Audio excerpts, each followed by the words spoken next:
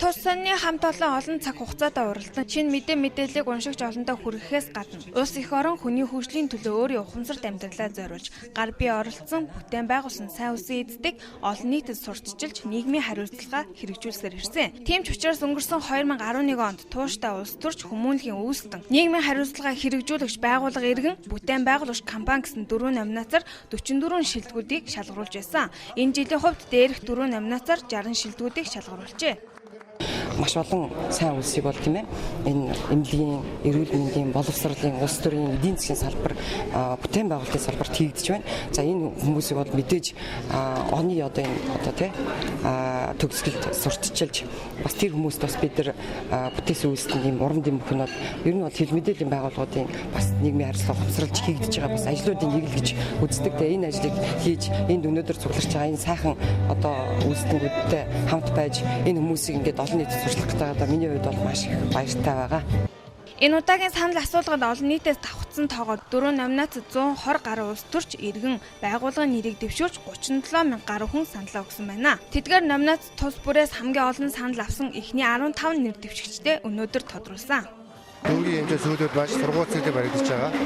Тэрийг бас нэлээд онцож одоо энэ шагналтыг гардуулж байгааг ойлгож байна. Манай дүүрэг маань сүүлийн 3 жил дараалаад босоод ээлтэй дүүргээ шалгарч байгаа. Тэгээд мөн одоо дүүрэг өөрийн төсвийн хөрөнгөөр бас томоохон 2 цэцгийг бас барьж өнөөдөр 7-800 хүүхэд маань энд явж байгаа. Энэ Хинтээ аймгийн Нисгуудлын дараагаар Хинтээ аймаг руу ажиллаар томилогдож явсан. Тэгээд манай ээж маань бас Туркод Хинтээ аймгийн Турк цэгт нэвтэж байсан. Тэгээд эмэгтэй нэвтээ гарч ирэхдээ бол бид нэрт ирсэн л да. Орон нь бол маш хэцүү юм байна. Дээр үеийн пүршоор байд юм байна гэд. Тэгээд бид нэр гэр бүлээрээ ярьцгаад одоо ингээд өөрийнх нь бидээс 2 дахь тайлан тоглолтоо хийя гэж яриад Хинтээ аймагт бас тоглолт хийгээд тэгээд тоглолтынхаа орлогоор Хинтээ аймгийн нэгдсэн эмнэлэг Турк цэгт нь одоо ор авч нийт 16 орыг шинжилж өгсөн байна.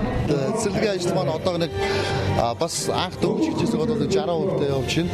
Гэр хорооллын нэн ядуу хүүхдүүдэд өндөл өргөө авах цэцэрлэгийг байгуулж байна. За тэгээд тэр тусмаа одоо энэ хүүхдүүдийг цэцэрлэгтээ болгоснороо Монгол улсад одоо цэцэрлэг гэхээр заавал олон тэрбумын ажил хэрэггүй. Миний байдлаар маш бага хэмжээний зардал оруулаад дор орны цэцэрлэгийг шийдэх боломжтой байна гэдэг жишгийг тогтоож өгөх гол санаа байж байгаа. 2015 оны 60 шилдэгүүдийг шалгаруулахдаа олон нийтийн мэдээллийн хэрэгслээр сурталчилж хэд хэдэн сайтаар олон нийтийн саналыг авч шалгаруулсан. Энэхүү 2015 оны шилдэг иргэн байгууллагуудыг шалгаруулан хүндэтгэл үзүүлсэн.